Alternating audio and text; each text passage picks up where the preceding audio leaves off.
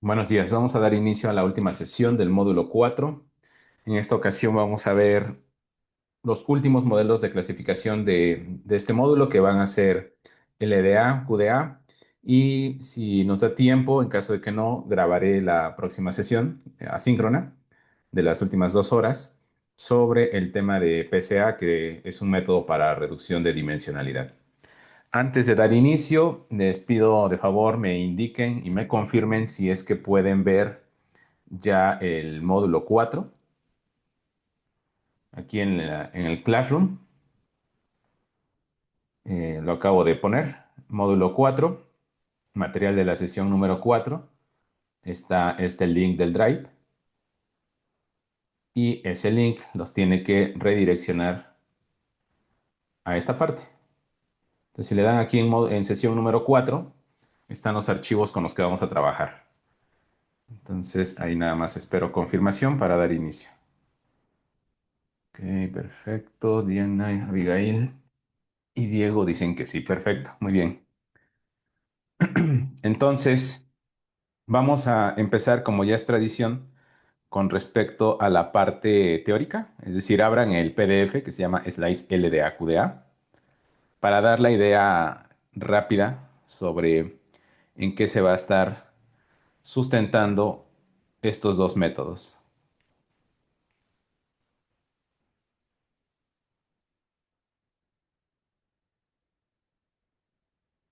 Por cierto, ya revisé el video de la sesión número 2. Creo que fue el que estuvo dañado en la parte uno, la parte 2 no recuerdo.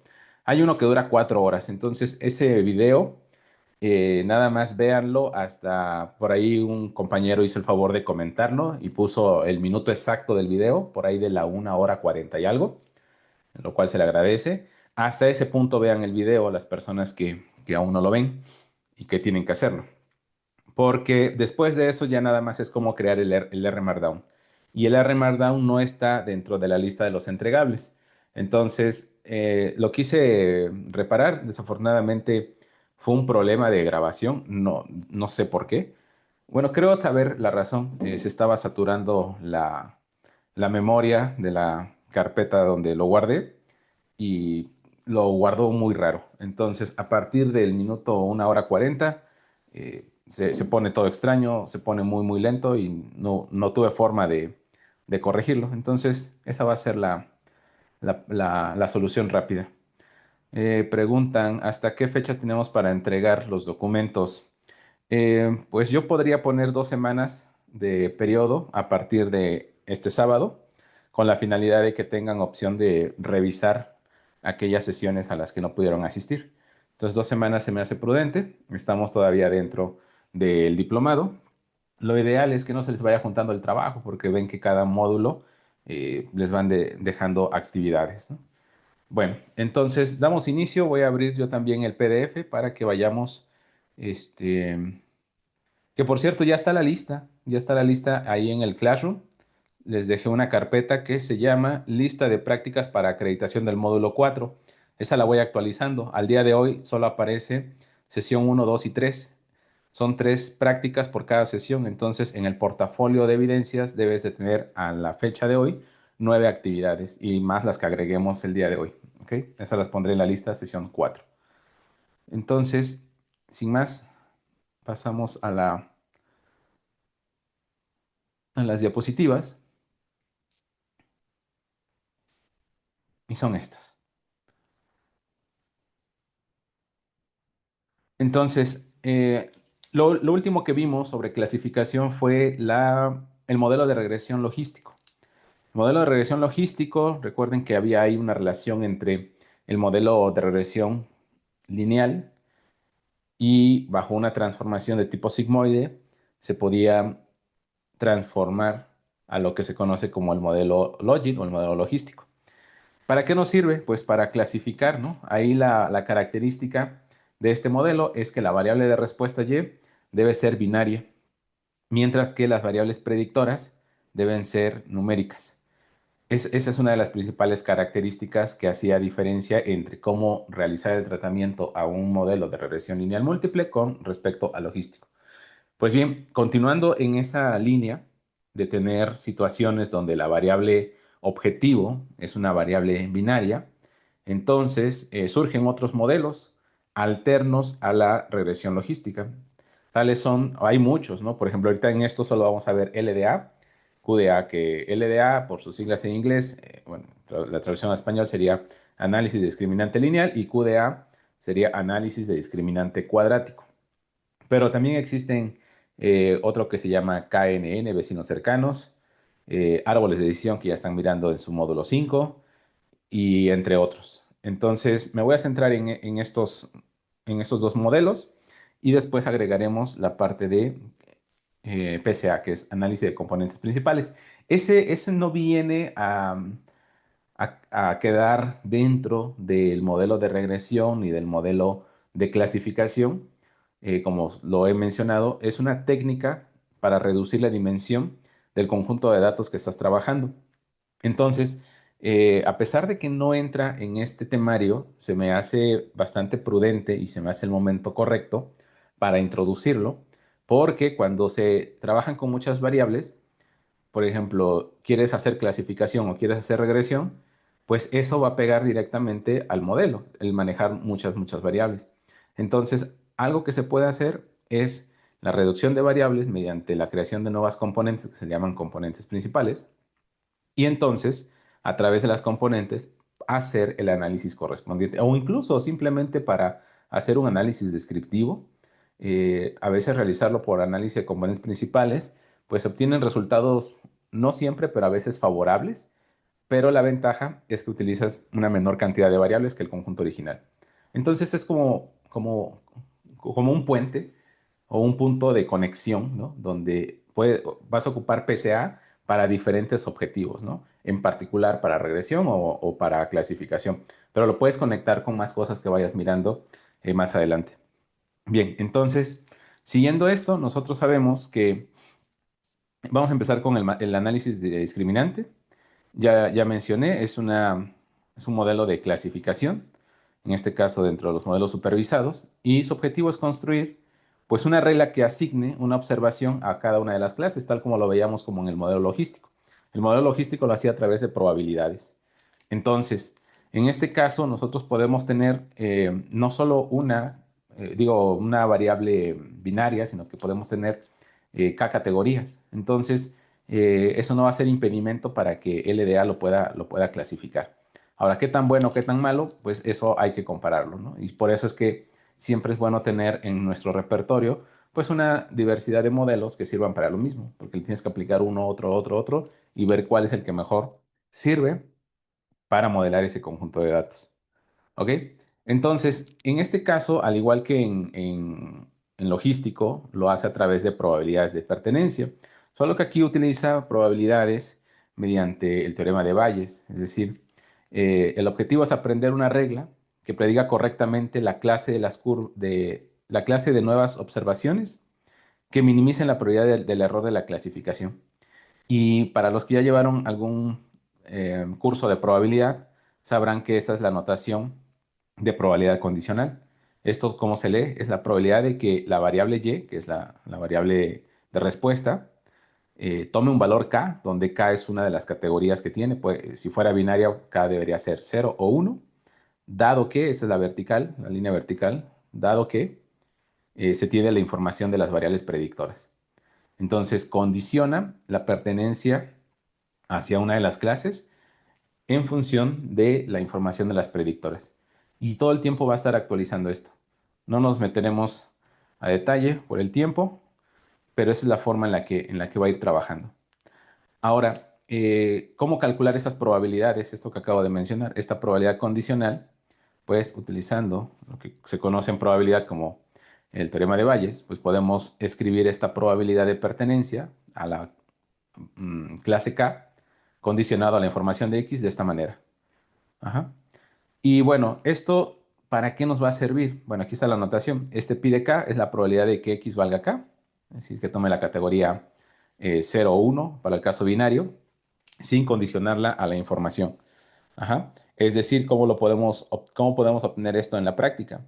Pues simplemente tomamos la base de datos, hacemos el conteo cuántas eh, observaciones de la base pertenecen a fueron registradas con clase 0, cuántas con clase 1, sacamos las proporciones y la proporción de ceros entre el total de observaciones, la proporción de unos entre el total de las observaciones y listo, ya tenemos las probabilidades. Y esas probabilidades van acá. Y después tenemos a la función de densidad, pero esta es la función de densidad condicional. Ujú. La información de que tome la probabilidad, es la función de densidad condicional de los predictores dada la clase K. Ajá. Y entonces lo que queremos es encontrar un argumento que maximice a esa probabilidad. Esto mismo va a suceder tanto para LDA como para QDA. ¿Ok? Ahora, algo que se podría considerar inclusive un tanto como desventaja para este tipo de modelos es que van a partir del supuesto, dice, LDA y QDA modelan la distribución de las variables predictoras dentro de cada clase y se asume que vienen de una normal multivariada. Como ustedes saben, en la práctica eso casi siempre es complicado de que se cumpla o se corrobore en el sentido de que las cosas no se comportan de manera normal. Pero aún así tienen muy buena, aun cuando no se cumpla, hay ciertas ocasiones en las que sí da buenos resultados. Ajá. Entonces, al tener una distribución normal multivariada, pues tenemos que hacer uso de alguna notación, como es, por ejemplo, el vector de medias o, por ejemplo, la matriz de covarianzas. Ambos métodos utilizan esto. Y este término, la matriz de covarianzas, es lo que diferencia entre cuándo utilizar LDA y cuándo utilizar QDA. Más adelante lo vamos a ver. Ujú. Entramos. LDA parte del supuesto de que todas las matrices de covarianzas son iguales. ¿Se acuerdan que teníamos un supuesto en los modelos de regresión múltiple que decía, eh, asumimos que los residuales tienen igualdad de varianza? Pues aquí es algo parecido, pero ahora mediante matrices de covarianzas. Si tenemos dos categorías y la respuesta fuera binaria, solo vamos a tener todas las observaciones que fueron registradas con cero y por otro lado, si hiciéramos un filtrado, tendríamos el otro grupo, todas las observaciones que fueron registradas con uno. Pues a ese conjunto sacamos la matriz de covarianzas y si esas dos matrices son iguales, entonces ese es el criterio, te dice utiliza LDA. En el caso de que sean diferentes, pues lo que vamos a hacer es utilizar QDA. Y bueno, sin entrar en detalles, ¿cuál es el objetivo? El objetivo es encontrar este discriminante lineal. El discriminante lineal va a ser el parteaguas que decide, es el que toma la decisión, pertenece a la clase 1 o pertenece a la clase 0. ¿Ok? Tal como lo hacíamos en el modelo logístico. ¿Se acuerdan que el modelo logístico es una S? Bueno, una forma de S. Y que decía, imaginen una recta horizontal al nivel punto 5. Y decíamos, si algún punto de la curva S está por debajo del punto 5, lo proyecta a la categoría 0. Y si estaba por arriba del punto 5, lo proyecta a la categoría 1. Bueno, pues esa línea imaginaria que colocábamos en el modelo logístico eh, sería el equivalente a lo que está haciendo este delta. Este delta lo que va a generar va a ser un hiperplano, ajá, que divida a, a este conjunto de datos. Nuevamente, su notación es bastante tediosa, es utilizar notación matricial y donde cada uno de esos son vectores y sigma es la matriz de covarianzas. Y hay que verificar que sea invertible y ahí hay algún detalle porque de repente no todas las matrices son invertibles o tienen ahí algunos problemas eh, referentes a álgebra lineal. Bueno, entonces, imaginemos simplemente que este delta, una vez de que se construye, va a ser un hiperplano. Y mientras que el análisis de discriminante cuadrático, el QDA, pues basta con que las matrices de covarianzas sean diferentes. Ajá, entonces tenemos diferencia entre las matrices, entonces utilizamos QDA.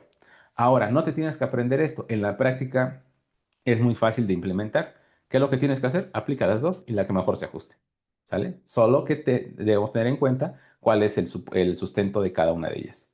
Bien, ahora, ¿cómo lo veríamos en el caso más simple? Recuerda que a veces la visualización gráfica ayuda a tener al menos la idea general o el concepto y ya después de que se formaliza y se abstrae, podemos ya comprenderlo a un nivel más alto, un nivel de abstracción más alto. Pero así como lo vimos en el modelo logístico, cuando teníamos una variable de respuesta, una predictora, pues su gráfico se podía ver en R2 y podíamos dibujar la S que les mencionaba. En este caso, si tuviera solo una variable predictora y una variable de respuesta, y si graficáramos el conjunto de datos, pues lo veríamos como puntos en un plano. Entonces, el delta que les mencioné, este delta en LDA y este otro delta para QDA, su interpretación geométrica es esta. Ajá. Esta línea recta, esta diagonal que viene aquí bajando, que se le va a llamar frontera. ¿Y qué va a hacer eso? Pues lo que va a formular es, ok, este modelo inicialmente le manda los puntos y va a tratar de decidir hacia dónde están los de una clase y los de la otra. Y eso se va a ir calibrando con este delta. ¿Cómo lo va a hacer? Bueno, pues va a tomar la distancia máxima. Esta recta que estás mirando cumple con la condición de que tiene la distancia máxima a el centroide de los datos que vienen de una clase. Por eso están pintadas con esas estrellitas. Este vendría siendo como el centroide donde está el centroide de ese conjunto, pues es el punto que dista en menor cantidad hacia todos los demás. Entonces, se encuentra este centroide para una clase, se encuentra este otro centroide de esta clase y esta recta es la que maximiza la distancia entre ambas. Porque fíjate, si esa línea tú la pudieras desplazar, pues yo me puedo alejar tanto como quiera de la estrella naranja. Pero al irme alejando de la estrella naranja, esa misma frontera se va a ir acercando a la estrella en verde. ¿Eso qué quiere decir? Pues que voy a empezar a traslapar cada vez más datos de la otra categoría. Entonces, es un equilibrio, ¿no? O sea, tengo que alejar a esa recta del centroide de ambas lo más que yo pueda hasta que se quede ya bien equilibrada. Mientras que QDA es un tanto más flexible. Muchas de las veces no lo clasifica correctamente con una línea recta y lo que se hace pues es curvear un poco esta frontera. Algo parecido a lo que vimos con la regresión no lineal. ¿Se acuerdan que hicimos regresión polinomial de grado 2, 3 y hasta 5? Pues es el mismo objetivo, ¿no? Si tú a simple vista ves que mediante una línea recta no lo vas a poder separar, al menos de la forma más correcta, y dices, bueno, y si yo curveo a esta frontera, pudiera ser que sí, entonces se utiliza QDA. Pero bueno, eso solo es una interpretación geométrica con respecto a la frontera. Entonces, ahora ya tenemos la noción de quiénes son esos deltas. Es esta frontera, esta frontera. Extrapolando esto a dimensiones más altas, es decir, cuando tenemos más de dos variables predictoras, entonces, pues el gráfico ya no se puede ver, ¿cierto? Pero aún así, ese discriminante, pues va a tener la misma función, va a tratar de encontrar ese centro y va a tratar de distar en mayor cantidad de cada centroide. ¿Y cómo lo hacen? Pues recuerda que la métrica euclidiana es invariante en las dimensiones. Entonces, eso es lo que ayuda bastante. Y bueno, entonces, comparación rápidamente entre LDA, la más importante, fijarnos en su matriz de covarianzas. LDA asume que todas son iguales, mientras que QDA son diferentes. La frontera, ya lo mencionamos, una es lineal y la otra es flexible de modo cuadrático. Ajá. Eh, como ciertas desventajas, riesgo al sobreajuste, tiende a sobreajustarse un poco más el QDA que el LDA. Por eso es que siempre recomendamos aplicar ambos y siempre irte a la métrica que más te convenga. Ujú. Y bueno, ¿qué vamos a ver en esta sesión? Vamos a ver de primera instancia una práctica, la otra la quiero pausar si me da tiempo bien, pero puede ser que las dos. Una es sobre créditos, atendiendo las solicitudes que tuve en la sesión anterior, que querían un problema de financiero. Aquí está, lo estuve trabajando en la semana. Y entonces vamos a ver esta base de datos que es de asignación de tarjetas de créditos para clientes con base pues en información financiera. Y bueno, todo esto lo vamos a ver en el notebook que ya está cargada en la carpeta que les compartí. Si se dan cuenta, vamos a ver que el objetivo va a ser construir un modelo que pueda predecir si un cliente va a incumplir en pago de su tarjeta en el mes siguiente. A esto se le conoce en finanzas como default. Default es incumplió en el pago. Y no default, pues es que no tuvo ningún problema, es que va al corriente, va pagando constantemente mes a mes. Entonces, pues eso es lo que vamos a trabajar. Es una base de datos bastante grande, ¿no? Tiene 30.000 observaciones, es decir, 30.000 filas. Columnas, ahorita las vamos a ver. Y adelantando, en este caso, las clases están desbalanceadas, es decir, balanceados cuando son proporcionalmente idénticas. En este caso tenemos 77, casi 78% de clientes sin default, es decir, que van al corriente, y aproximadamente un 22% de clientes que tuvieron default, es decir, que incumplieron en un pago. Entonces, la idea es construir un modelo LDA o QDA, según convenga, para poder clasificar a este conjunto de datos en categoría 0 y categoría 1. Ahora, ¿qué variables vamos a obtener? Pues hay un montón de variables que vamos a utilizar. Estas las iré proyectando en el notebook. Y no me quiero adelantar, eso se los quiero dejar, es como un resumen. Nada más es presentar cuál va a ser el ejemplo o el caso de estudio que vamos a estar trabajando. Nuevamente, esto solo es resumen, todos estos resultados fueron extraídos del notebook, así que no hay más que decir, solo presentar el caso. Y el segundo es sobre una base de datos que seguramente ya han trabajado, que se llama la base de datos de diabetes. Esta es un poco más pequeña, 768 observaciones, tiene 8 columnas y lo mismo, tiene la particularidad de que una de sus variables es binaria. Ajá. La clase 0 en la variable de respuesta indicará que no tiene diabetes, 1 que el paciente sí fue diagnosticado con diabetes. ¿Ok? Entonces, nuevamente vamos a obtener estos resultados dentro de el notebook. Ujú. Bien, esto simplemente es la parte introductoria, tener la noción general de qué es LDA y qué es QDA. ¿Ok? De hecho, una vez que terminemos esta práctica, pues ya serás capaz de compararlo con regresión logística. Ya tendrías 3 modelos de clasificación. Después compararlos. Les digo, hay más. Bien, entonces pasamos a nuestro primer notebook. Así que vamos a abrir el notebook que se llama LDA-QDA Default Credit. Ajá. Aquí está la versión de estudiante. Yo les proyectaré la versión completa. LDA Default Credit.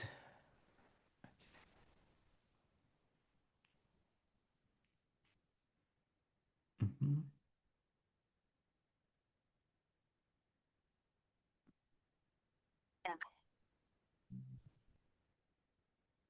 Y iré colocando la versión de estudiante para ver qué es lo que les hace falta. A ver, entonces, ahí menciona algo importante al inicio de tu notebook. Dice Linear and Quadratic Discriminant Analysis.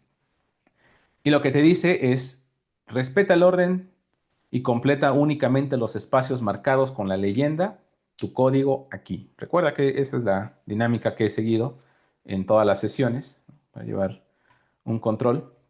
Y lo que vamos a hacer es ir llenando y colocando esas celdas. Ajá. Ahora, voy a dar un par de minutos para que las personas que acaban de llegar pues suban su archivo a Google Colab. En este caso, la base de datos que estamos utilizando se llama UCI Credit Card. Esa también se las puse. Ahora les muestro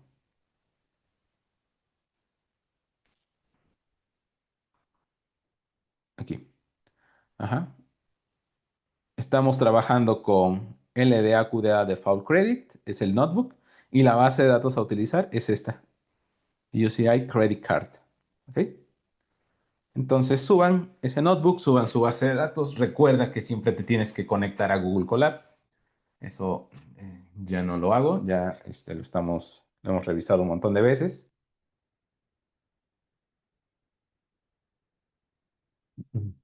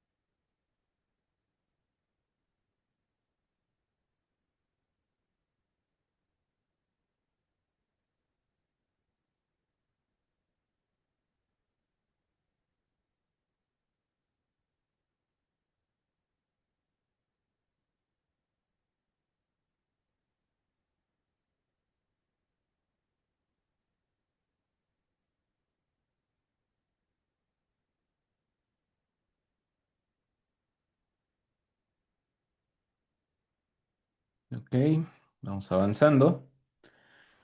Listo, entonces ya debes de tener tu notebook abierto en Google Colab o en algún IDE que lo vayas a trabajar y la base de datos, ¿de acuerdo? Entonces, damos inicio y voy a proyectar la pantalla. Bueno, en este caso ejecutamos nuestras bibliotecas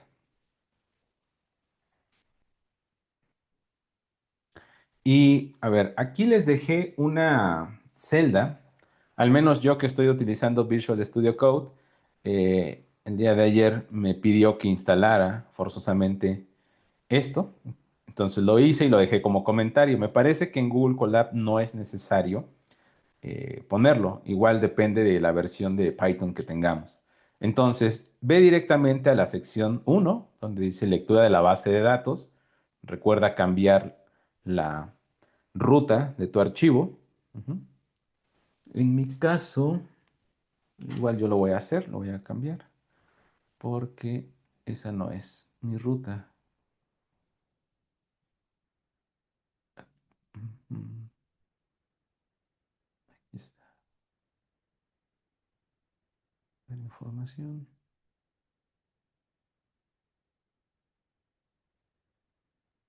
Es decir, hay que hacer esto, ¿no? Entonces, estamos acá.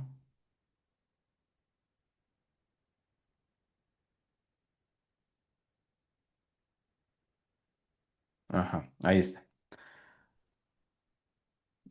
Cambia la ruta de tu archivo y lo que nos está imprimiendo es el head de esta base de datos, pero también la forma que tiene. Entonces tenemos lo que ya había mencionado en el PDF, 30.000 filas y 25 columnas. Así rápidamente podemos mostrar en el encabezado cada una de estas variables. Ujú. Pago uno, pago 2. Y nuestra variable de respuesta se encuentra hasta el final. Default payment next month. ¿Te das cuenta? Ya está eh, clasificada o más bien codificada en 0 y 1, lo cual eso es una ventaja, ya no hay que recodificarla. Y entonces, una vez que leemos la base de datos, pues vamos a hacer lo que ya estamos acostumbrados, ¿no? Verificar que no existan datos faltantes. A ver, entonces, eso es lo primero que vas a llenar, ¿no? Una vez leída la base de datos, tú tienes que llenar esa celda. Valores nulos, checamos si hay. En este caso no hay nada. Todos deben marcar en cero. Eso es lo que tú tienes que llenar. Ahí tienes la celda que dice tu código aquí. df is null, punto sum y listo.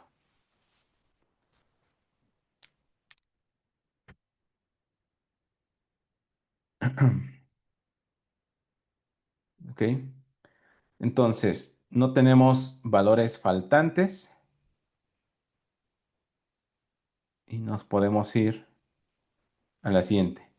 Aquí es importante que vean cómo les aparece el nombre. ¿A todos les aparece este nombre?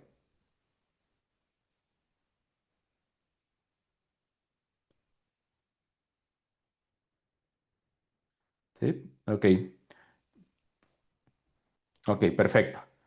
Bueno, esto porque la base de datos la tuve que editar. A ver, déjenme ver si la tengo por acá. Porque la base de datos original no sale así. Ahora mismo les digo.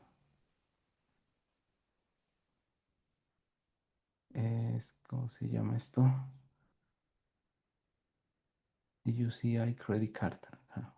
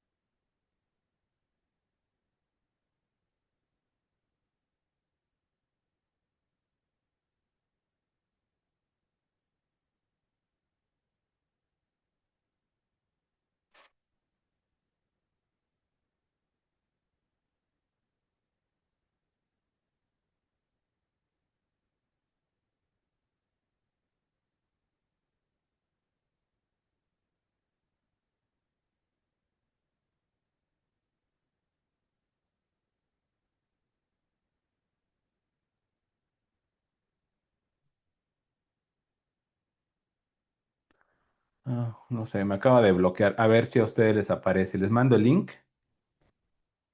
No, me está bloqueando las ventanas emergentes. No sé si estoy grabando o algo. A ver, les mandé en el chat el link del default. Entonces, ahí está la base de datos. De hecho, se puede, si le dan clic, se puede leer incluso desde Python. A ver, no sé si a ustedes sí les deja abrir.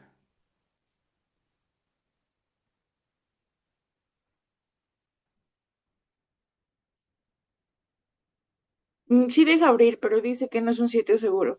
Ajá, exacto. A mí me estaba bloqueando eso. Perfecto. Ujú. Bueno, pues ahí está la base de datos, por si la quieren explorar, ¿no? Después. La idea es que esa base de datos, inicialmente, si ustedes la descargan desde ese sitio, tiene una fila al inicio. O sea, le pusieron una fila extra en donde a cada variable arriba le ponían x1, x2 hasta xn. Entonces, por ahí si encuentran este código o algo así, va a diferir un poco en el sentido de esa fila que yo eliminé. Para trabajar con las variables reales. Listo. Entonces, tenemos nuestra lectura de base de datos. Vamos a poner la parte de las variables. Déjenme ver. Ujú, aquí está. Ok. Análisis exploratorio de datos. Eso sí lo tienes que llenar. Print df columns. Esto solo para que nos imprima los nombres. Eso ponlo ahí en tu código. Y después de eso vamos a renombrar aquí en la parte de abajo. Eso lo tienes casi completo salvo el último print. Eso es lo que tienes que agregar en ese bloque donde dice renombramos a la variable objetivo. Es decir, la variable objetivo es muy larga, default payment next month. Entonces la vamos a renombrar como target, ¿no? Para que la podamos manejar rápidamente. Entonces renombramos a esa variable y hacemos nuestro conteo y podemos observar que cuántas observaciones de target contó con la clase 0, 23.364 te tiene que salir, y con la clase 1, 6.636.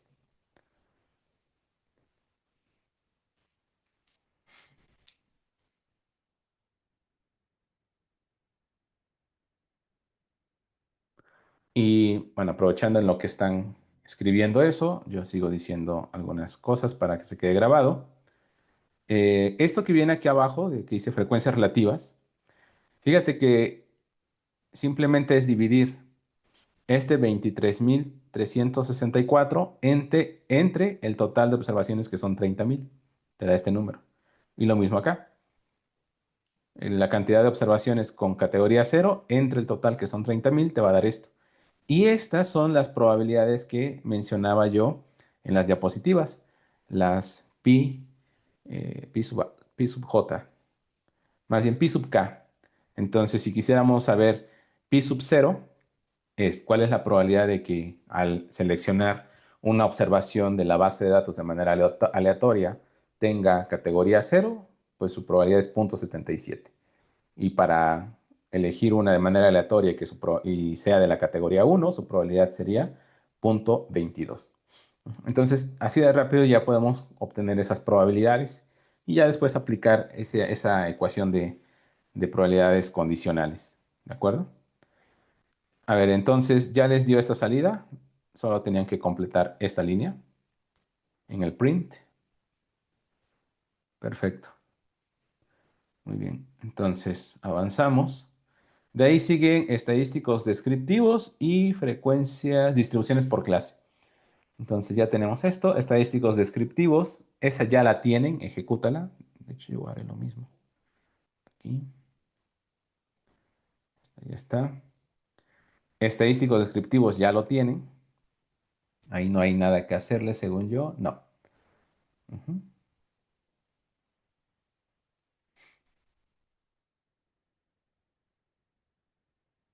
Seguimos. estadísticos descriptivos y en distribuciones por clase también les dejé completo este código. Y aquí sí nos vamos a detener un poquito a analizar detenidamente estos gráficos. A ver, me espero aquí un minuto. Si alguien se atrasó, dígamelo por el chat. Les paso el código de lo que se hayan atrasado. Estamos en este punto, distribuciones por clase.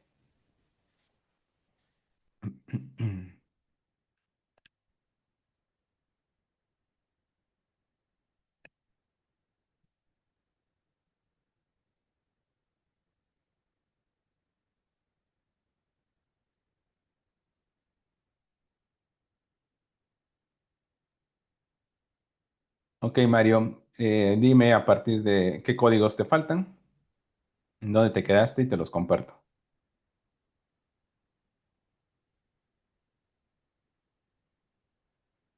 Es que no pude instalar correctamente el XLRS, Ajá. ¿Y si te lo pedía? XLRD. Me pide que instale una versión más reciente, pero pues no, no sé cómo hacer eso. A ver, pregunta, pero ¿intentaste correr esto sin instalar el de arriba y te lo pidió? Em, sí, sí lo intenté y luego lo instalé. Bueno, o sea, lo intenté y me pedía que instalara el XLRD Ok. y pues lo instalé, pero me dice que no se puede porque necesito una versión mayor o igual a la 2.01 ¿En qué estás trabajando? en Jupyter. En Jupyter. Ok. Eso no lo consideré, solo ya considero Colab y... A ver, ¿y si intentas con por ciento acá, en lugar del... Ok, lo voy a intentar. Ajá, me dices. En caso de que no, me escribes y te comparto la práctica para que la puedas subir a Colab y ya con calma hagas el ajuste ahí en tu Jupyter, ¿sale? Pero de mientras intenta con porcentaje, porque sí, yo que estoy en Visual Studio, sí me lo pidió. Sí, gracias. Ahorita lo checo. Sí, sí, sí. Listo, entonces estábamos en... Bueno, y si no, Mario, de una vez te dejo los bloques que faltan aquí en el chat para que una vez lo corrijas. Bueno, los copies, los pegues en un bloc de notas. Ah, mira, César está dando una recomendación. Dice, yo estoy trabajando en Jupyter, solo necesité igual el instalador, pip install xlrd, y me corrió igual reinicia el kernel. A ver, habría que checar eso. Y de momento te dejo aquí las líneas que, que utilizamos. Bueno, después de cambiar tu ruta de tu archivo. Déjame ver qué seguía. Para que las pongas en un bloc de notas y una vez lo corrijas, ya le avanzas, ¿sale? A ver, esta sí la tienes. La de los valores nulos, esta no. Entonces, ahí van valores nulos. Listo. Esta es la primera. Luego sigue una de un print. Esta.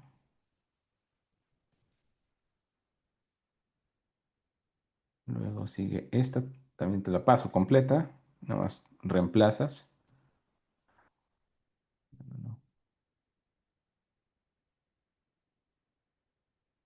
Luego de ahí, distribuciones, distribuciones. Y ya, ¿verdad? Hasta ahí vamos. Creo que sí. Ujú. Listo. Entonces, tenemos las distribuciones por clase.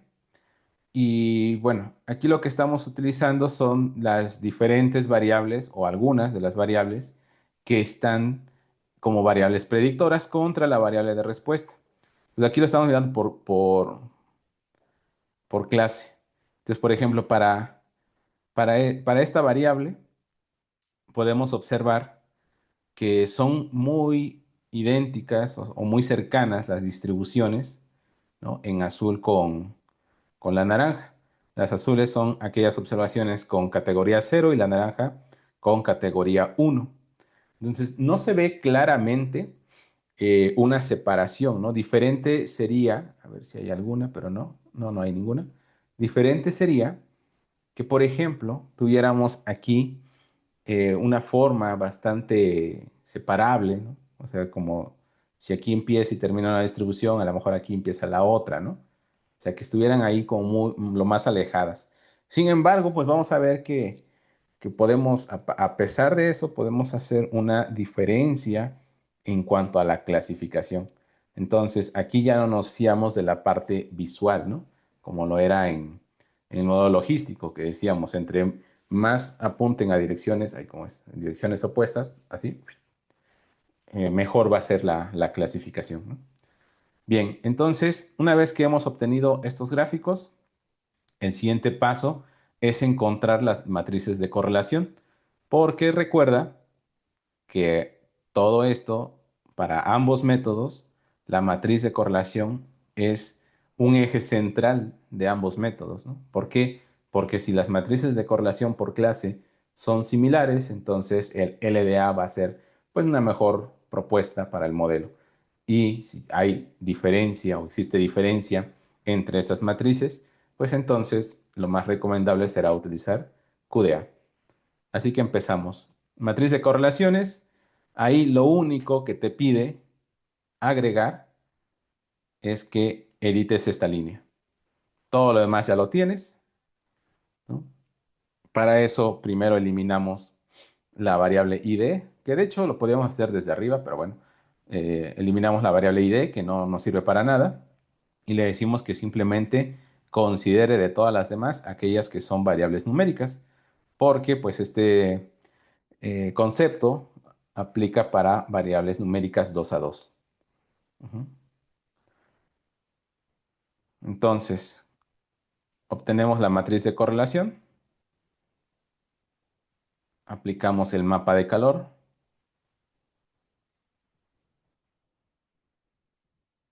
y esta debería ser la salida de la matriz de correlación. Es una matriz bastante grande.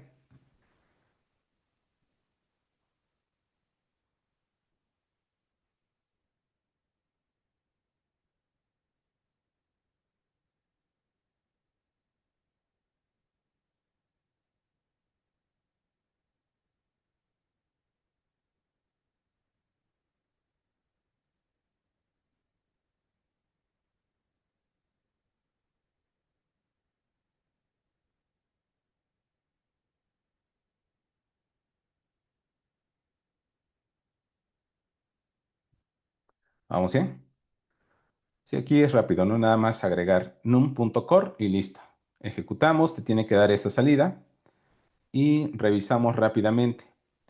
Ahora, fíjate, aquí tenemos bastantes variables y la interpretación siempre, al menos cuando ya es demasiado grande, es por la escala de colores, ¿no?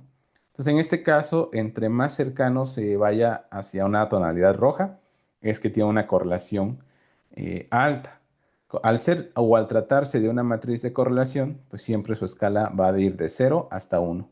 Ujú. Y entonces, fíjate que estas variables entre sí, lo de PI 0, 2, 3, 4, 5 hasta el 6, todo este bloque pareciera ser que están correlacionados, ¿cierto? Están correlacionados, lo cual pues tiene sentido, ¿no? Con respecto al número de pagos. Y esto lo puede uno ligar con el tema que veré o grabaré respecto a las componentes principales. Porque recuerda que esto era un problema serio en el modelo de regresión. Si nosotros detectábamos variables que estaban correlacionadas dentro de las variables predictoras entre sí, pues teníamos o íbamos a tener problemas de correlación. Y eso afecta directamente a nuestro modelo. Entonces, hay que tener cuidado con eso. Y justamente lo que hace PCA es también ayudar en ese sentido.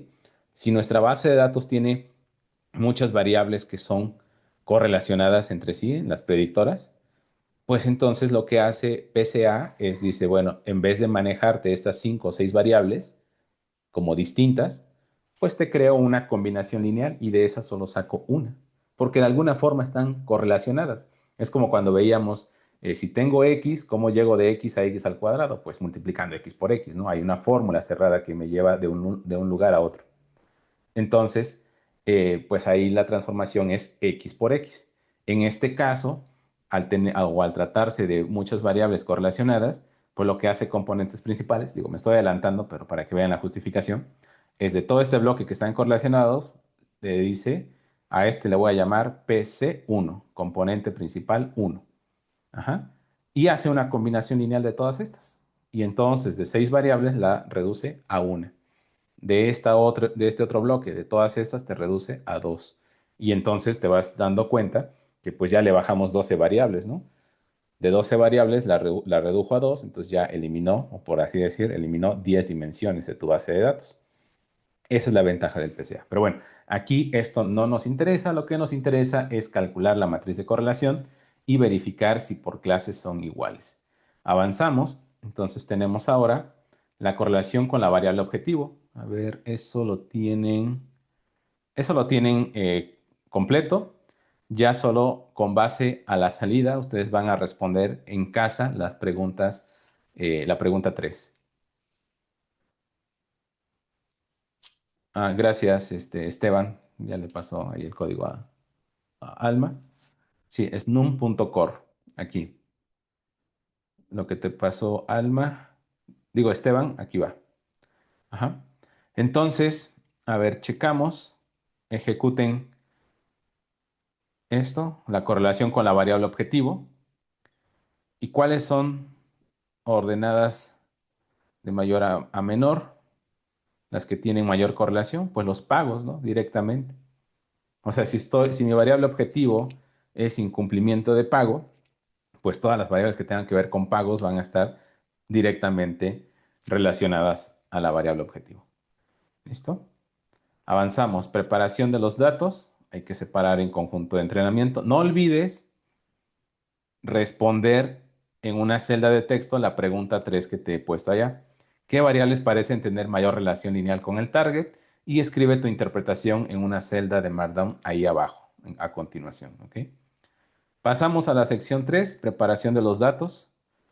Ahí empiezas por escribir esto, lo que te está diciendo, tu código aquí, lleva a ser igual a la variable target, la extraemos de nuestro data frame. De ahí lo que sigue es hasta xtest, hasta acá.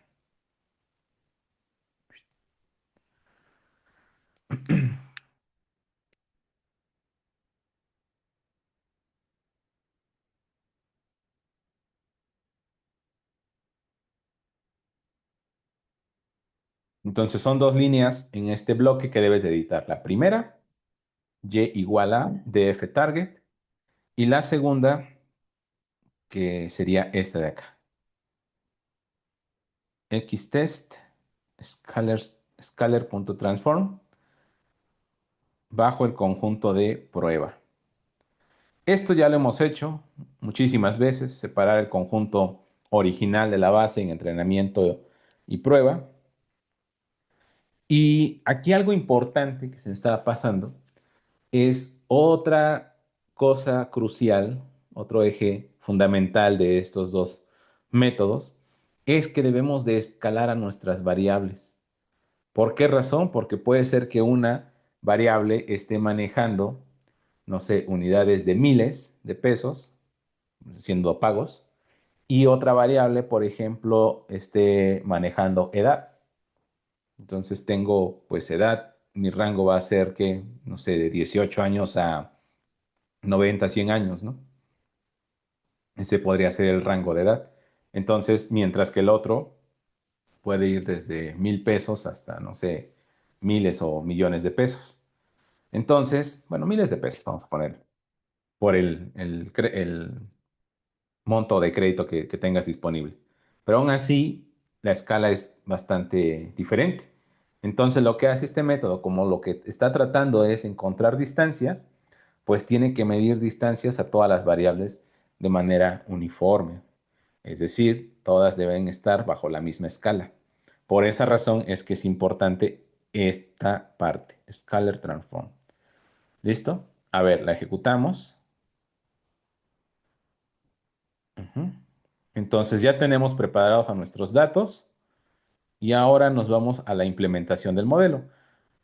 Tal cual, ¿no? Como lo hemos visto en otros modelos, hacer el modelo es muy, muy fácil, ¿no? De hecho, aquí ya se hizo el modelo con dos líneas.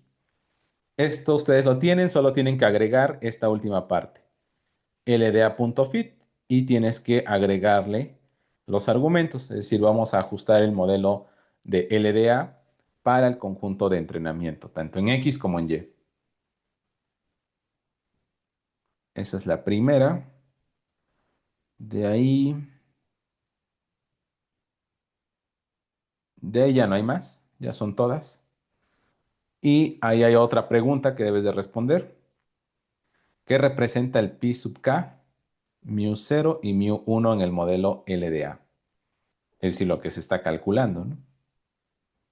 Aquí te dice, las pi sub k, ya lo había mencionado, pues son las probabilidades de que al elegir una observación de la base de datos, pues esta tenga clase 0 o tenga clase 1 en este caso. Ujú.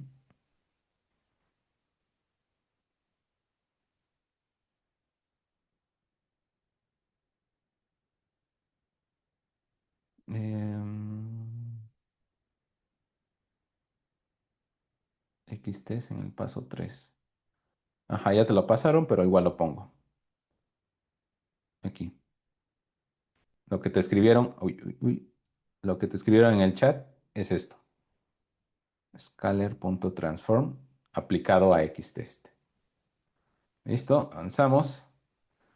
Entonces, decía que de la implementación, dentro de LDA.fit, simplemente ponemos la parte de entrenamiento de X, la parte de entrenamiento de Y, y ya todo está hecho. Así que corremos esta celda. Tenemos nuestras probabilidades, que ya las sabíamos desde que hicimos las proporciones, ¿te acuerdas? Punto 77 y punto 22 son las probabilidades de clase. Y esos son los vectores de medias. Ujú. Ok, a ver, entonces seguimos avanzando. Ya hicimos el modelo LDA y QDA es igual de sencillo en la aplicación. ¿Qué es lo que tienes que agregar aquí? Déjame ver. Lo único que tienes que agregar es esto, en el diff cop. Es decir, va a crear la diferencia entre las matrices de covarianzas. Ujú.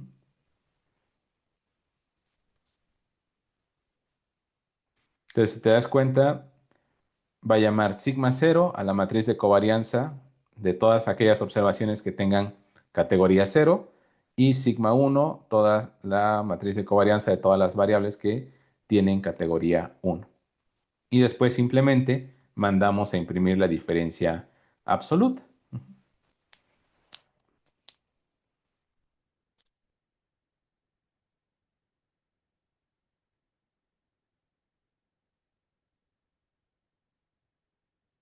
Eso es lo único que hay que llenar. Ejecutamos el punto número 5. La diferencia absoluta es poca, pero bueno, parece poca, pero recuerda que la información está escalada, entonces está en una escala de 0 a 1. Por cualquier razón, siempre es interesante aplicar ambos modelos. Sara dice LDA Discriminant Analysis. Vamos para arriba, LDA. LDA Discriminant Analysis. No, ahí no va nada. Aquí en LDA va aquí abajo. Aquí es donde sí tienes que llenar, Sara. Ujú. En el punto número 4. Perfecto, muy bien. Avanzamos. Estábamos aquí en la implementación del modelo QDA. Modelo QDA. Aquí dijimos que lo único que tienen que cambiar es diffcop. Esto es lo que tienes que llenar. Lo paso al chat para que no se me atrasen. En DivCop.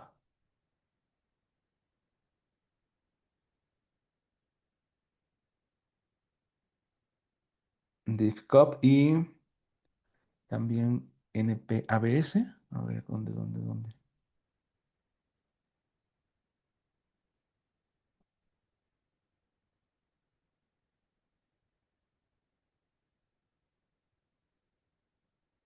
Ujú, exacto, ahí va. Listo, entonces, pues vamos a checar. Ya tenemos la diferencia entre nuestras matrices de covarianzas y ahora vamos a realizar la evaluación de ambos modelos. Aquí lo único que tienes que completar es en el F1 score. Esto que está aquí, en el punto número 6. Ujú. Todo lo demás funciona.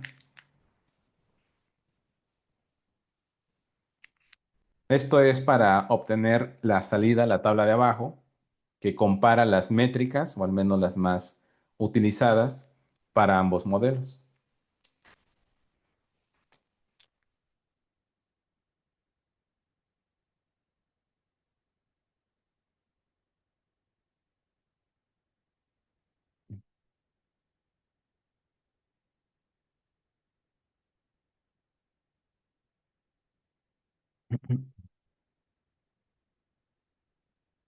¿Listo? Bien, al ejecutar esa celda, después de haber completado esta línea F1 score, aquí recuerda las métricas. Para obtener las métricas, estas se trabajan mediante el conjunto de prueba, ¿no? El modelo se ajusta con los datos de entrenamiento y siempre se valida con los datos de prueba. Entonces, ejecutamos esta celda y al menos las más útiles o las más empleadas son estas de acá. Ahora, fíjate que hay una diferencia muy grande respecto a las métricas que cada modelo genera. Por ejemplo, en el accuracy, la diferencia es bastante grande. Recuerda que esas métricas van de dónde a dónde, de 0 a 1. Entonces, aquí nos estaría diciendo que LDA es mejor, casi por el doble que QDA. Ujú. En la precisión es casi 3 veces mejor LDA. Y en recall la cosa se invierte. Aquí QDA es mucho mejor, ajá, el F1 score, y la curva ROC, el AUC, pues están muy, muy similares. O sea, no hay tanta diferencia. Ajá. Ahora, ¿de qué depende la elección del mejor modelo para este conjunto de datos? De estos dos.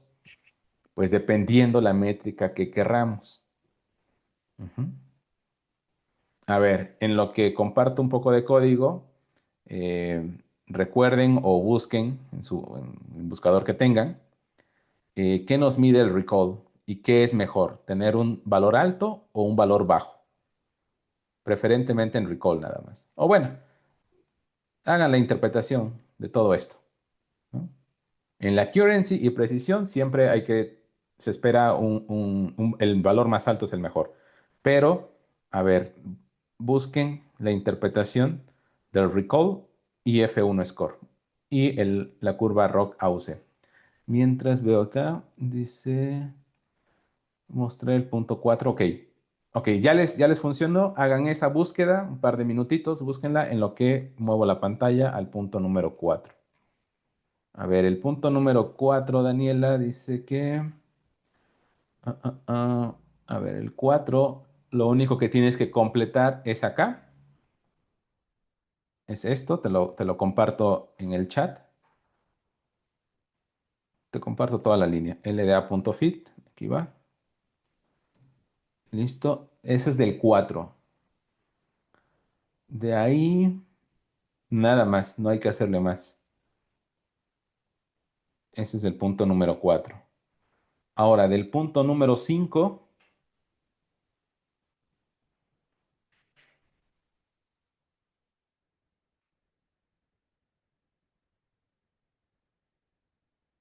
el punto número 5 me parece que está completo.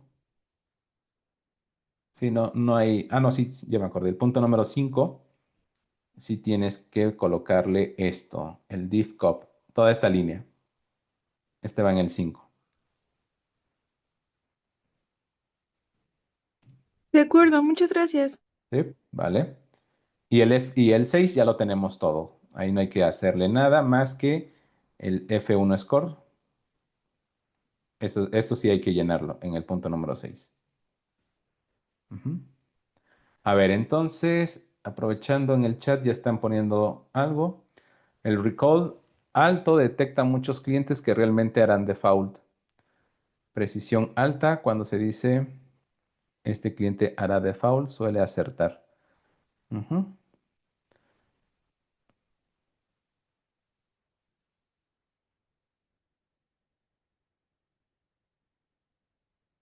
Entonces, bueno, si están mirando el chat, la interpretación que mandó Alma de qué significa un recall alto, dice que si tiene un recall alto, significa que detectará muchos clientes que realmente harán default. Recuerda, el término default es que van a incumplir en el pago.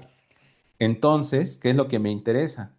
Pues que sí los detecte correctamente, ¿no? Entonces, ahí se prefiere un valor alto para ese recall. Porque imagínate, aquí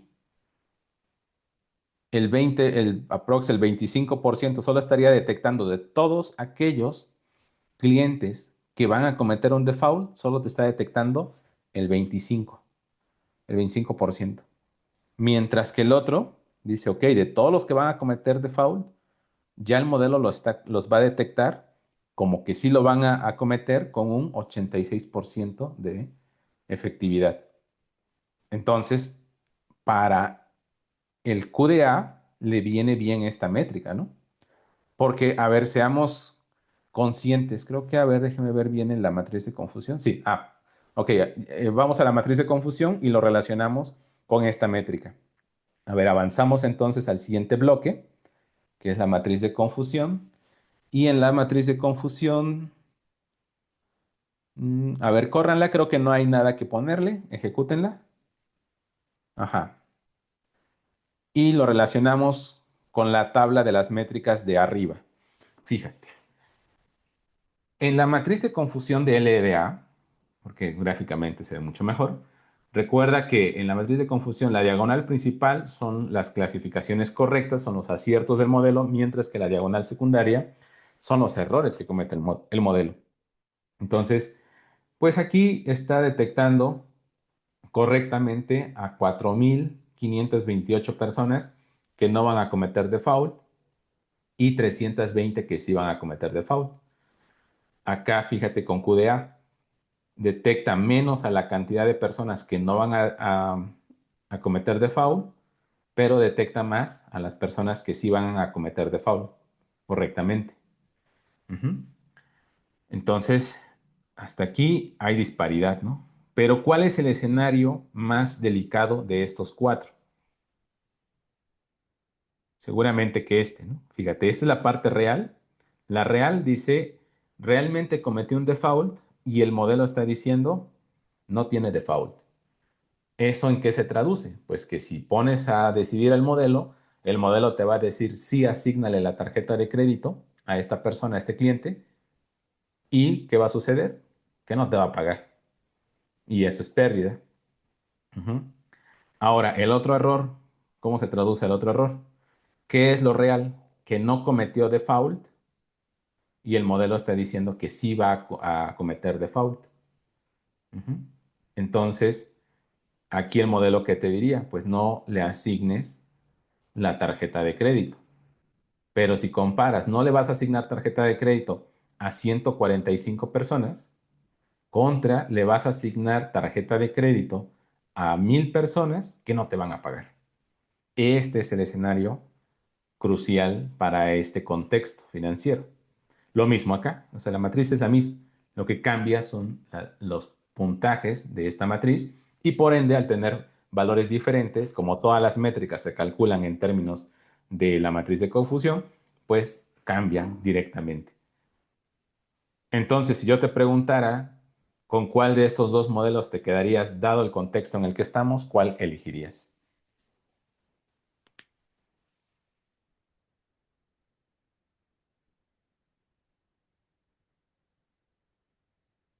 Y esa es la pregunta, la respuesta a la pregunta 10 que aparece en ese bloque. QDA, perfecto. O sea, no me interesan las otras métricas, me interesa que controle explícitamente este fallo, que no falle tanto en este caso, ¿verdad? Muy bien, QDA a todos los que respondieron en el chat, gracias. Entonces, QDA es el mejor modelo para discriminar entre a quién le asignan y no la tarjeta de crédito, cuidando justamente ese tipo de error que es el más delicado. Ahora, en la curva ROC, fíjate, por eso no siempre es bueno quedarte con la curva ROC, porque muchos dicen, pues es que para qué analizo todas las demás métricas, mejor pongo la curva ROC, que es la que tiene mayor balance entre discriminar entre ambas clases, es la principal interpretación, y pues ya, ¿no? Ahí me fijo. Si nos fijáramos solo con la curva ROC, diríamos que los modelos casi son indistintos. La diferencia es ahí alrededor de 2%. Ajá. Entonces uno diría, pues da casi igual el tener uno o el tener el otro. Pero ya vimos que no, o sea, QDA supera por mucho a LDA en esta métrica que es la que nos interesa. Y ya simplemente para tenerlo de manera gráfica, en la curva ROC, déjenme ver si le tienen que agregar algo a la curva ROC. No, en la curva ROC también funciona. Igual van a responder su pregunta 11. Y recuerda que la curva ROC simplemente visualmente es este gráfico y lo que se pretende es que la curva se pegue lo más que se pueda a esa esquina para que el área bajo la curva pues vaya aproximándose a uno. En este caso son muy similares, pero no hay que fiarnos solo de esta métrica, sino analizar detenidamente las anteriores. Bueno, conclusión, pues QDA es el mejor modelo que puedas utilizar eh, para esta situación, para este caso de estudio.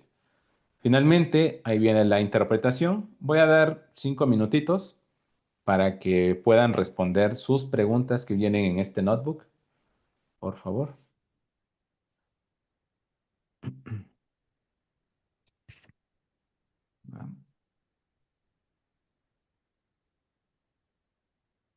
Ok, yo regreso denme 2 minutos nada más y regreso con ustedes mientras respondan sus preguntas.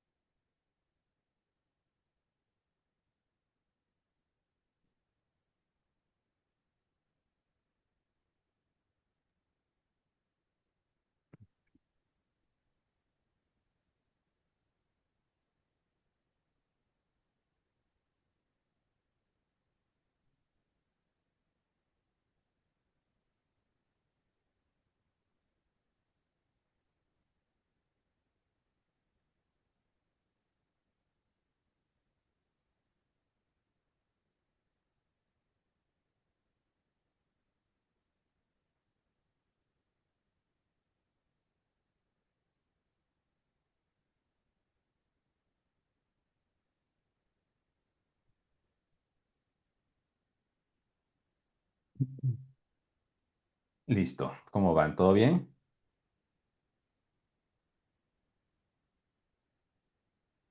A ver, entonces, si todo va bien, pasamos a la siguiente práctica. Igual sigue siendo LDA-QDA, solo que ahora pues con otro enfoque, el enfoque médico. Así que ahora toca el turno de trabajar con este notebook, LDA-QDA diabetes, y la base de datos es la de aquí abajo, diabetes CSV. Entonces lo mismo, 2 minutos para que suban sus dos archivos a Colab, los lean y vamos llenando las celdas faltantes. Creo que en ese son menos, la verdad es que no puse tantas porque como ya es el segundo notebook, muchas cosas ya se repiten. Solo hay que interpretar de acuerdo al contexto, ¿vale? Entonces, LDA diabetes, empezamos en 1 minuto.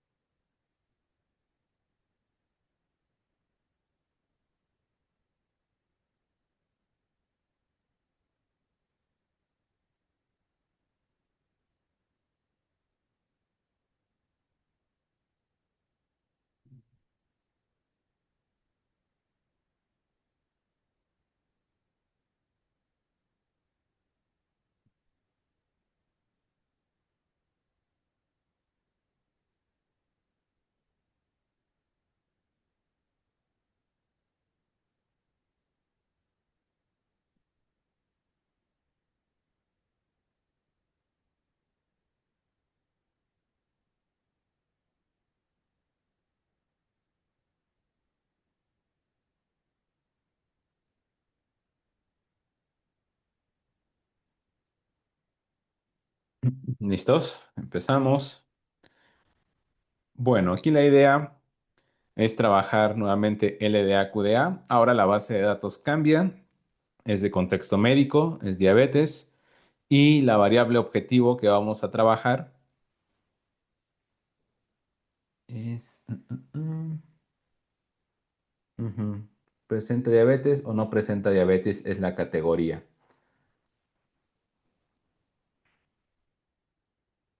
Ahorita vemos cuál es el nombre. A ver, entonces la primera, bueno, variables importantes, glucosa, presión arterial, insulina, índice de masa corporal y edad. Ejecutamos nuestra primera celda. A ver, vean si ahí les funciona bien. Según yo les pegué esto. Vean si está correcto. Hagan la carga de datos correctamente, cambien la ruta y les tiene que dar esta salida.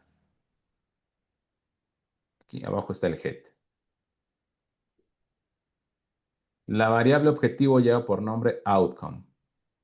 Entonces, a diferencia de la otra base de datos que teníamos 25 variables, aquí teníamos muy pocas, ¿no? Entonces, no, no sería necesario, ¿no? Aplicar alguna reducción.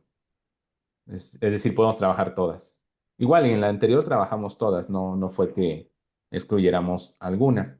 De hecho, cuando vea el código de PCA, la última práctica es, te muestro cómo funciona el PCA. Una vez que terminemos con la práctica de PCA, la actividad es, ahora que ya sabes cuáles son las componentes que reducen la dimensionalidad, pues trabaja un modelo de regresión o trabaja un modelo de clasificación con las nuevas componentes y compáralo. Eso no quiere decir que el modelo va a mejorar, ¿no? Simplemente estás ahorrando costos. ¿Ok? Puede ser que incluso el modelo sea muy malo y también sirve para justificar. O sea, sí me quiero ahorrar costos, pero el modelo va a ser malísimo. Entonces, para eso sirve, para dar o tomar una decisión concreta de voy a trabajar con las componentes principales o simplemente trabajo con las originales. Depende lo que quieras premiar. ¿Ok? Entonces, Empezamos, tenemos nuestra lectura de base de datos. Hasta aquí simplemente tú tuviste que cargar tu base. Y,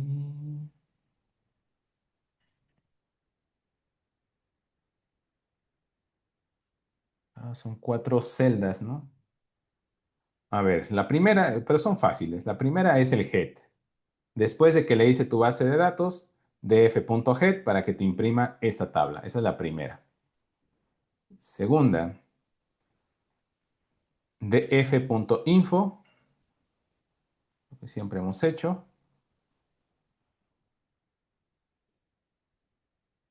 Es más, las voy poniendo dfhead, df.info es la segunda. Y la tercera, el describe. Describe y la cuarta, valores faltantes. Esas son las cuatro. Ah, y falta el conteo. Pero esto siempre lo hemos hecho, ¿no? Df describe, valores faltantes. No hay valores faltantes en esta base. Y el último, aquí están, ¿no? El conteo por clases. Entonces, esta base está mucho más balanceada que la anterior. Ah, esa es una cosa. ¿Por qué nos fue muy bien en la práctica anterior de Credit Card?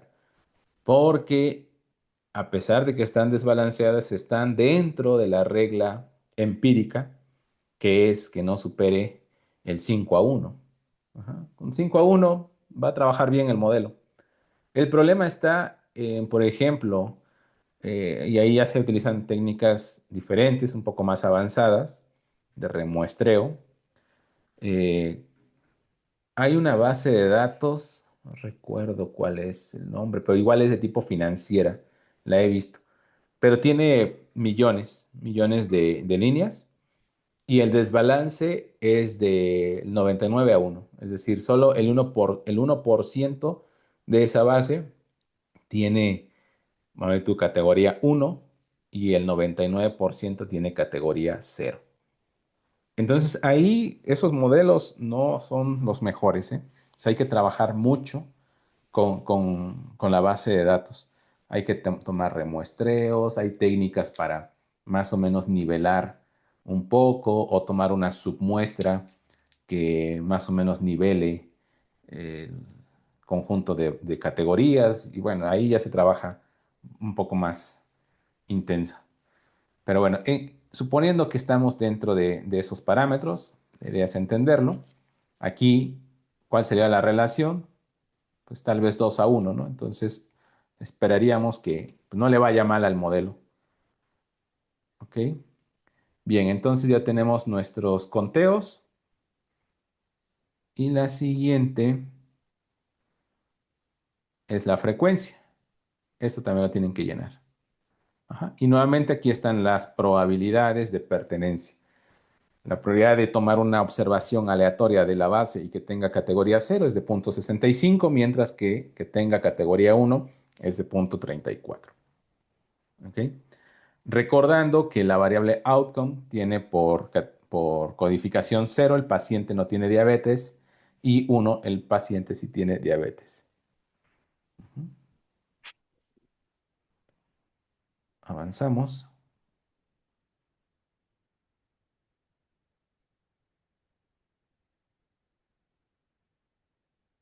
El siguiente gráfico lo tienen completo salvo esto, los argumentos.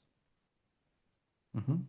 SN count plot, x igual a la variable outcome y el argumento del data frame es data igual a df. Entonces llenas eso y ahí está nuestro gráfico por clases.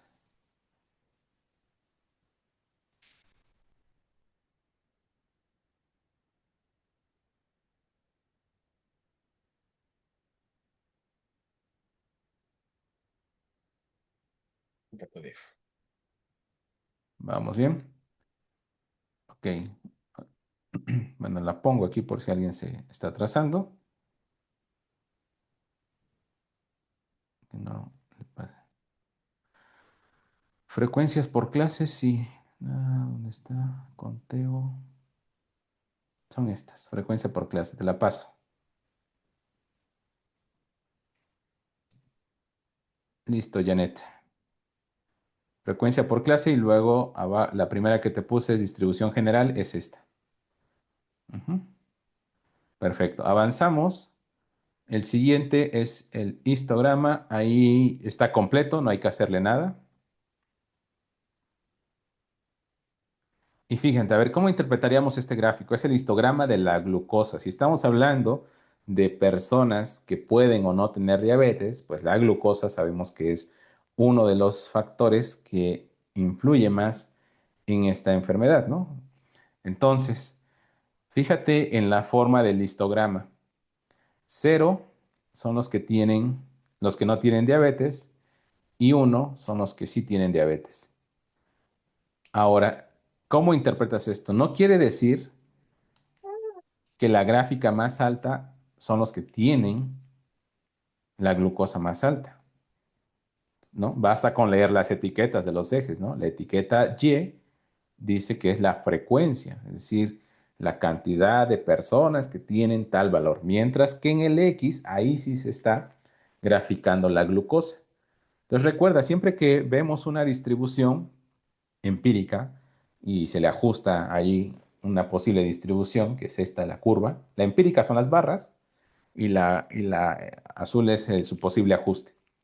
Entonces sabemos nosotros que casi siempre el punto más alto de una distribución, cuando es casi simétrica, coincide con el valor esperado de la variable. ¿Qué es el valor esperado? El promedio. Entonces, sabiendo eso, o sea, para eso nos sirven los conceptos de probabilidad y de estadística, ¿no? O sea, no es que los tengamos que dicen como para qué va a servir, ¿no? Porque nos ayuda bastante, ¿no? Sabiendo esa cuestión tan simple, yo puedo observar el punto más alto de la curva ajustada, pues se encuentra acá. ¿Eso qué me representa? Ah, pues que si yo proyecto hacia el eje X, en este caso me está dando una lectura de 100, pues yo diría que entonces, en promedio, las personas, como estoy en azul, las personas que no tienen diabetes, su glucosa rondará por ahí del 100, ¿no? Más o menos su desviación estándar, ¿no? Ya sea que se vaya a la izquierda o que se vaya a la derecha. Entonces, el 80% aprox de las personas que no tienen diabetes, su glucosa fluctuará más o menos, no sé, entre 75 y 125, por decir algo. Habría que calcular su desviación estándar para ser precisos. Pero, ¿qué pasa con las personas que sí tienen diabetes? Pues el punto más alto podría ser por acá. Entonces, las personas que tienen diabetes en promedio han detectado que su nivel de glucosa anda por ahí de los 125, más o menos su desviación estándar. Si ya le suma la desviación estándar, pues ya se va hasta 150, ¿no? Al menos para esta base de datos. Entonces, aquí se puede ver que sí hay una diferencia para esta variable en términos de la clase de la variable de respuesta. Ajá. Digo, sería todavía más radical que estas dos curvas se separaran aún más, ¿no? Pero bueno, ya con esto tenemos una lectura de que pues sí hay diferencia, al menos en la glucosa, de estas dos categorías. Déjenme ver, el box plot, sí hay que llenar el código. El box plot simplemente tienes que llenar estas dos. Bueno, esto es el box plot por clase.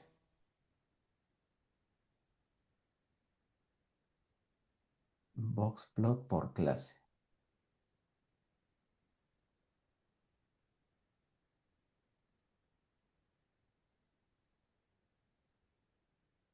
Ujú.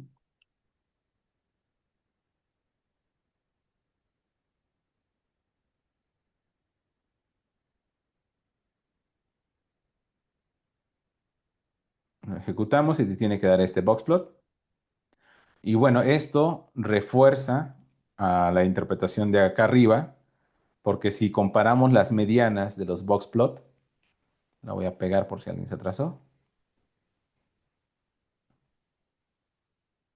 Estamos acá. Este.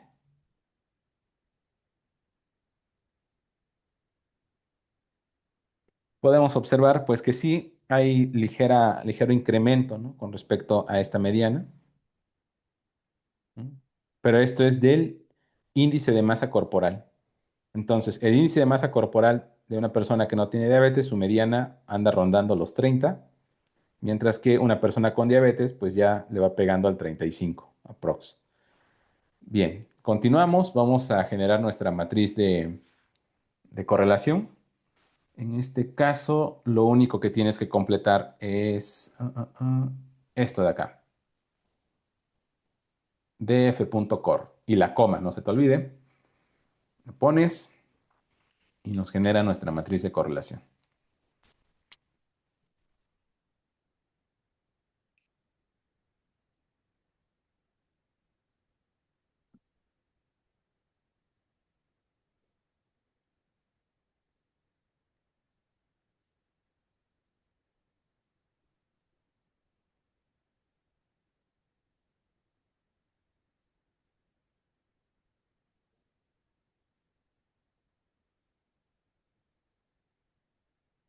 ¿Sí les quedó? df.core es lo único que hay que agregar después del heatmap, coma y la línea que sigue ya la tienes. Entonces te da esta matriz de correlación. ¿Va? Nos fijamos. No hay correlaciones altas entre variables, fíjate. La escala no se pinta de colores tirándole a rojo, salvo la diagonal principal, que esa no tiene interpretación.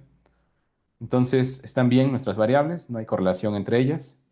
Vamos a al paso uno, preparación de datos.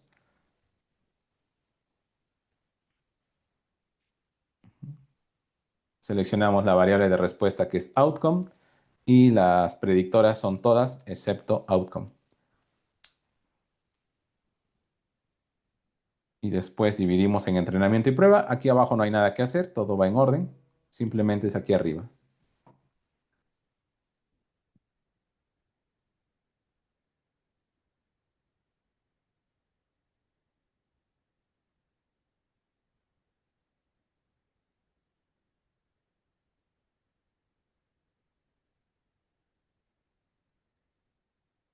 ¿Listo?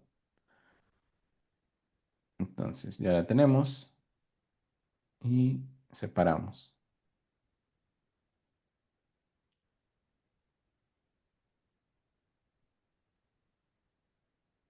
Paso 2. Calculamos las probabilidades previas. Hasta aquí todo bien, antes de irme más hacia abajo. Si alguien se atrasó, me lo dice en el chat y les paso lo que tenga que hacer para nivelarnos todo bien. Ok, si alguien requiere algún código, me dice y lo pego, ¿va?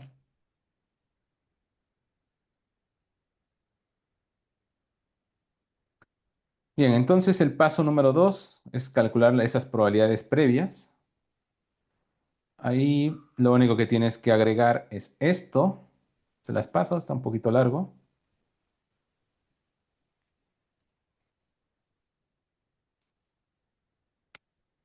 Ujú.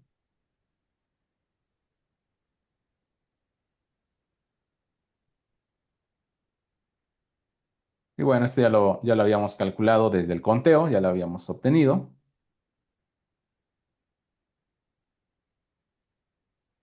Esas no son necesarias. Las siguientes celdas más, elimínenla esta. No, no nos interesa. Esa no.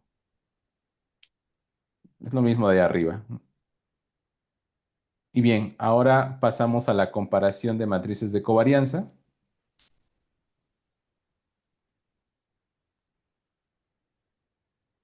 Hay dos líneas que tienen que llenar.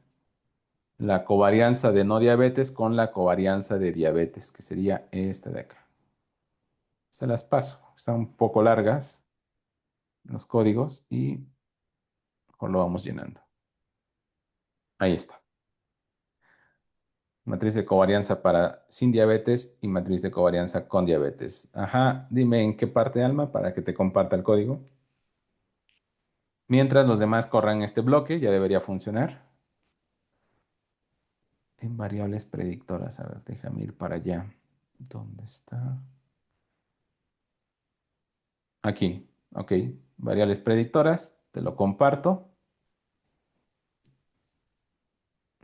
Alma, ahí va. Es la parte de variables predictoras. La de división, ahí no hay nada que hacer, esa ya está completa. Y la de variables, el paso uno.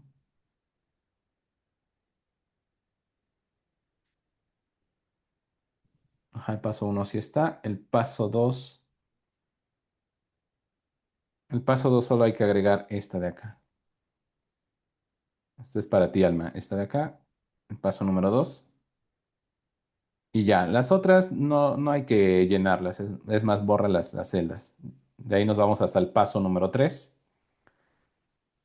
Y en el paso número 3 vuelvo a mandarte, ya lo mandé, pero lo vuelvo a hacer para que vaya en orden, las matrices de covarianza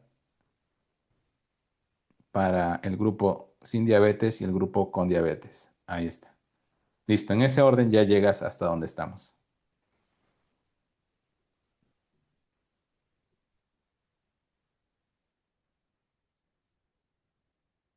Ajá, entonces, con esto se calculan las matrices de covarianzas. Aquí muestra ambas matrices y aquí las vamos a graficar. Ahí no hay nada que llenar, no. Entonces ahí, ¿qué pasó? ¿Qué pasó? Aquí uno, aquí dos. Ahí está, no había corrido la celda. Ajá. Entonces, hasta la gráfica de las matrices de covarianza debería funcionar. Ahí está una, ahí está otra.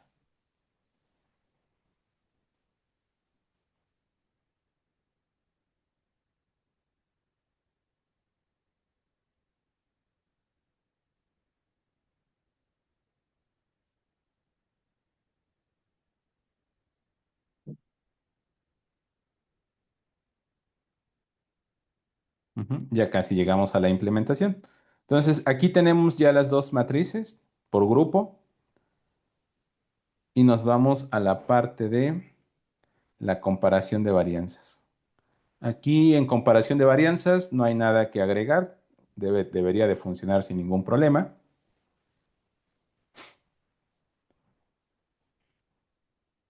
¿Y qué es lo que podemos verificar? Pues nos fijamos rápidamente en la diferencia absoluta, ¿no? Por ejemplo, bueno, mirando su respectiva escala. 9,9 contra 14, pues pareciera ser que sí hay una diferencia significativa en glucosa de 636 la varianza a 1106. Entonces, aquí también hay diferencia. Entonces ya con esto nos podemos ir dando cuenta que entre las variables de diferente grupo, pues sí, sus varianzas van a ser diferentes. Ya desde ahí uno esperaría que QDA se ajuste de mejor forma, pero bueno, todo eso se tiene que validar y por eso es que llegamos a la implementación. Ajá. Implementamos LDA. Ver ahí qué tienes que poner. Sí, ahí sí tienes que llenar. Esas son muy facilitas. Llegamos, estamos aquí en el punto 4. Llena esta celda, LDA. Son 3 líneas. El modelo y las predicciones. Ujú. Ahí sí vámonos con calma.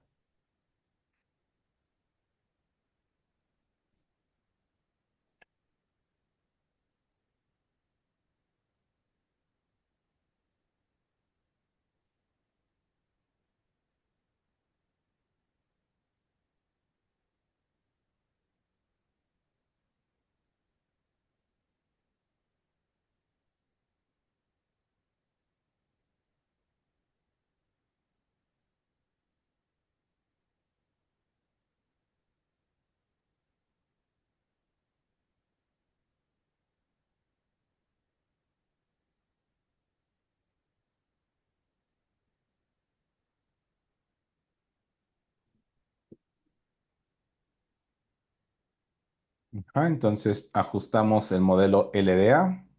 Mandamos sus predicciones respecto al conjunto de prueba.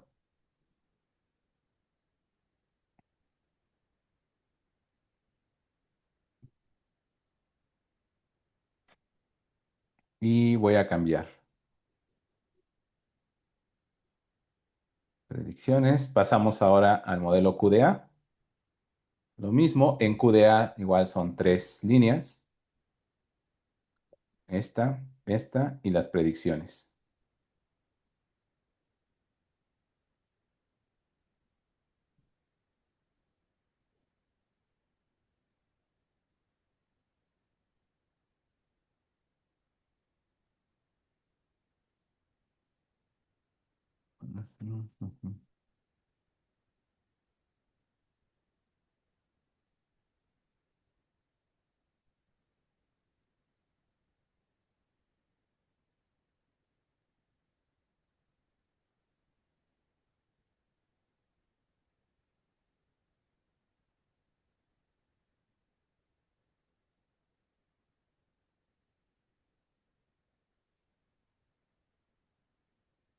Ok, perfecto.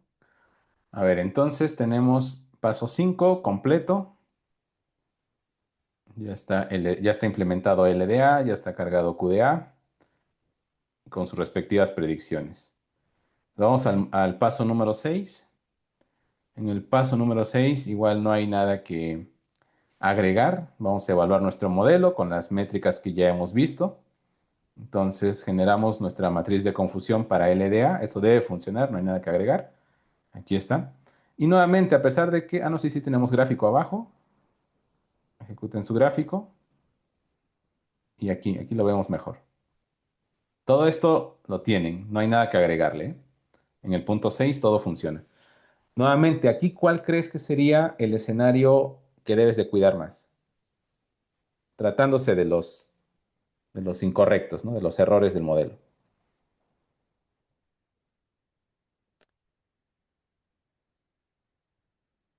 Volvería a ser este cuadrante, ¿cierto? Que tenga diabetes, es correcto. Muy bien, ya lo puso ahí José Carlos. Que realmente tenga diabetes y que el modelo le diga que no tiene nada. Ujú. Ese es el que hay que cuidar más. Nuevamente, ¿qué significaría? Que no tiene diabetes, el modelo dice que sí y pues una prueba confirmatoria lo descartaría. Ujú. Pero este es el que no, ¿no? Por ejemplo, si, ¿qué es lo que pasa? Si a una persona le dices, oye, tienes esta enfermedad y es una enfermedad pues delicada, pues si está dentro de sus posibilidades, intentaría hacer una doble prueba, ¿no? Una prueba confirmatoria.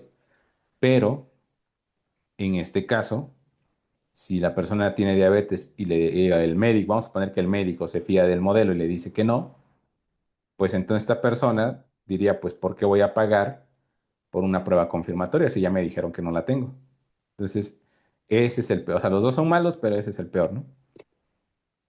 Listo. Avanzamos, calculamos las métricas de LDA, que ya vimos que es alto, ¿no? El valor. O sea, fíjate, aquí es 39 contra 42, o sea, esos dos están casi iguales, pero esos son los que sí son clasificados correctamente. Entonces, veamos sus métricas. Nuevamente, debido a eso, la métrica que debemos de cuidar no es la exactitud ni la precisión, sino es el recall. Y es un 51%. Es muy malo este modelo. Ujú. A ver, entonces en métricas todo funciona, en reporte también todo funciona. Y nos vamos a su respectiva curva ROC. La curva ROC también no hay nada que agregarle. Ahí está. Entonces, fíjate, si solo nos fiáramos de la curva ROC de LDA, pues está clasificando correctamente el 86%. O sea, sí hace una buena diferencia entre clasificación de categorías, si va al 0 o va al 1, pero en el recall es muy malo. Entonces no deberíamos de considerar a este modelo para su uso. Vamos al paso número 7. Ahora hay que hacer lo mismo, repetirlo, pero con QDA. Nuevamente en la matriz de confusión. Ahí sí les puse. A ver, ahí sí hagan una pausa en la matriz de confusión. Simplemente tienes que agregar esto de acá. Ujú.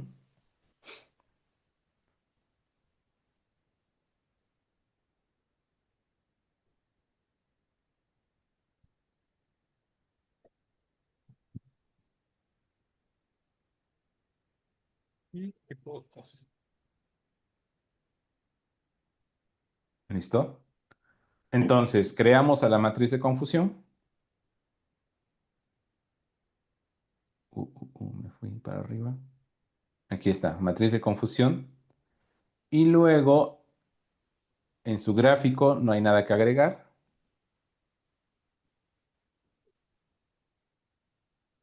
Este es su gráfico. ¿Y qué pasó? Creo que hasta salió peor, ¿no?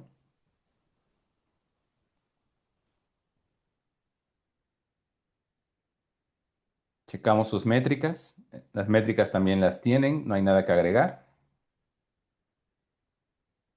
Y observa, muy bonito todo, pero el recall sigue igual.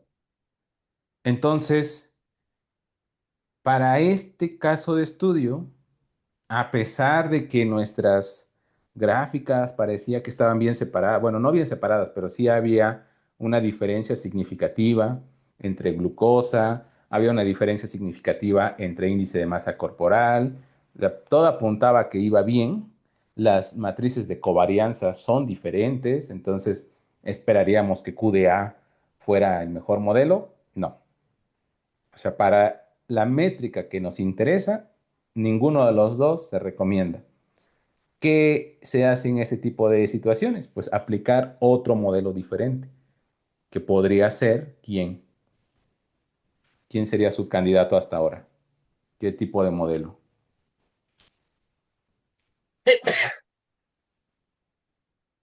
Exacto. Podríamos aplicar la regresión logística y seguramente que ese tendría mejor comportamiento en el recall. Ujú. Muy bien, muy bien. A ver, entonces. Ah, bueno, ahí ya te pasaron el código, Alma. No, Blanca, perdón. Ya, Alma ya te pasó el código de QDA. Si necesitas algo, igual lo pego. Y bueno, ya solo para terminar, el reporte, la curva ROC. Ah, bueno, en el reporte sí tienen que escribir algo, ya vi. ¿Qué es esto? Nada más. Pero bueno, eso no es necesario. Ahí está. La curva ROC sí ya la tienen completa.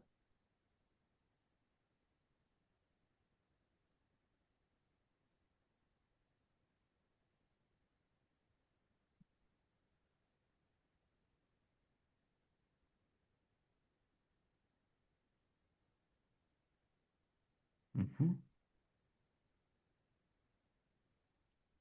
A ver, lo copio y lo pego. Esto es para el reporte de QDA.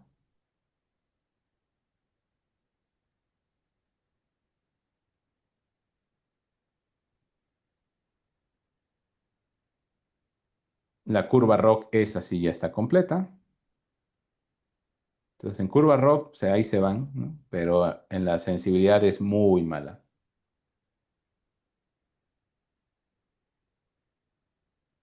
Y bueno, ya finalmente en la comparación tampoco hay nada que agregar, solo para que nos dé las métricas.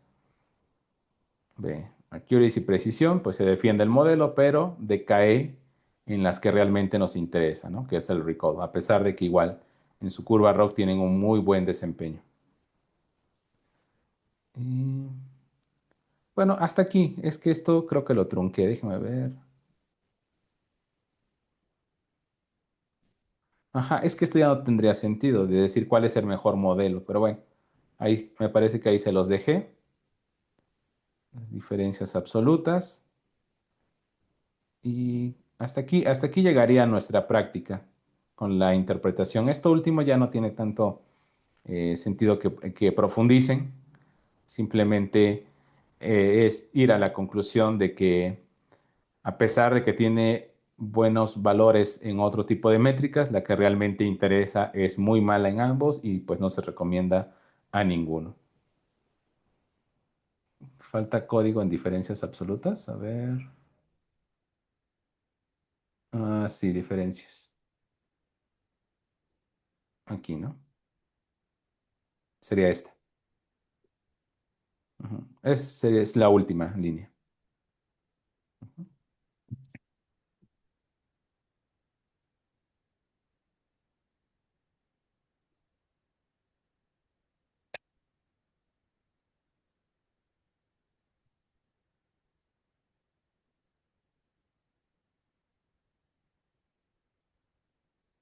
Y listo. Bueno, no olviden, igual por ahí revisen con calma. Tienen algunas preguntas, no son muchas. Entonces vayan con calma respondiendo esas preguntas. Todas las preguntas, a pesar de que algunas están en modo texto, algunas están en código tipo comentario. Independientemente cómo estén, tú las tienes que responder en una celda de texto, ¿de acuerdo? Recuerda que con esto vamos a agregar estas dos prácticas de LDA y QDA para credit card y diabetes ¿cómo se llama? Portafolio de actividades, ¿no? Entonces llevamos 9 más 2 van a ser 11 hasta el día de hoy, ¿de acuerdo? Bien, pues entonces con esto termina la parte de LDA y lo que sigue es el PCA. LDA, aquí estás.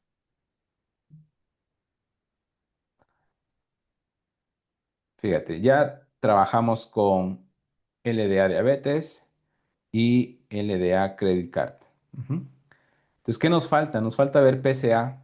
Aún no he subido las diapositivas, ya las tengo, pero eso es lo que voy a grabar. Entonces, déjame, te muestro rápidamente. Son estas. Ajá. Eso es lo que voy a grabar para la siguiente sesión. Recuerda que la siguiente sesión va a ser asíncrona. Es decir, por el día de hoy ya aquí la vamos a dejar. No quiero iniciar la parte teórica y dejarlo así como truncado, porque tengo que retirarme a 11:30. Entonces, dejamos aquí esta sesión y la sesión asíncrona que voy a grabar es referente a el análisis de componentes principales. Ajá. Entonces, las diapositivas ya están, pero quiero explicarlas correctamente, de manera fluida, y que se conecten con este notebook, que es el PCA, igual es de tipo financiero, de Standard Poor's 500.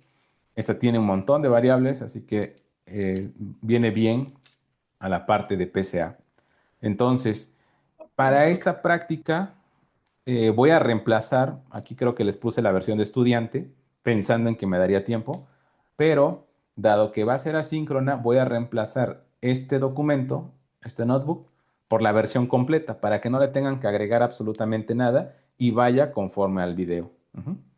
Ahora, ¿qué es lo que sí va a suceder? Pues que una vez que termine el video y dé la explicación de cómo funcionó todo ese notebook, hasta el final va a haber una actividad. Esa sí es la que tú tienes que agregar a ese notebook. La actividad va a ser del tipo, ok, si teníamos, por decir algo, 30 variables y se redujeron a 10, entonces ahora crea un modelo de regresión con las 30 variables, llámalo modelo uno, después crea un modelo de regresión con las componentes de la uno a la 10 y compara los resultados y saca tus conclusiones. No se espera que el modelo sea mejor o peor, las dos cosas pueden suceder, simplemente comparas los modelos y sacas tus propias conclusiones. ¿Queda claro lo que vamos a hacer con ese video? Sí, profe. Perfecto. Bueno, pues nuevamente les ofrezco una disculpa por estas últimas 2 horas que voy a dejar de manera síncrona. Por el momento aquí la dejamos. Si surgieron algunas dudas respecto a este tema, aprovecho unos 5 minutos para responderlas. En caso contrario, aquí queda y nada más la grabación estaría disponible el día lunes en la noche, ¿no? Voy a salir de la ciudad, entonces no me va a ser posible llevarme mi equipo y por el internet y esas cosas. Entonces, regresando el lunes, que yo regreso, hago la carga de los videos, que por cierto ya están, los demás ya aparecen aquí en el canal. Todos los anteriores ya se encuentran aquí. Ajá. El día lunes de esta semana que está terminando, subí en la sesión 3 parte uno y parte 2 que fue regresión no lineal, y la regresión logística. Ajá. Y este es el que yo les mencionaba, la sesión 2. Esto véanlo hasta el minuto que marca el comentario de nuestro compañero. Hasta ahí nada más, todo lo demás ignórenlo. La parte uno sí está bien grabada, la regresión múltiple y bueno, todas las demás. ¿Listo? Bueno, pues sin más, me despido. Que tengan buen fin de semana y cualquier duda nos estamos comunicando. De acuerdo, muchas gracias. Hasta luego. Gracias, profe. Buen día. Hasta Buen luego, día. profe. Gracias, profe. Buen día. Bye bye. Gracias. A ver, ahí hay una pregunta. La grabación pasada en el YouTube estaba como corrupta. No sé si fui solo. Pacheco, ¿cómo que? ¿Pero qué? ¿No te dejaba ver la grabación? Ahí te leo o te escucho. Yo las puse a reproducir y se veían bien, pero dime cuál es el detalle ahí. Gracias a todos, muy bien, hasta luego. Cuídense mucho.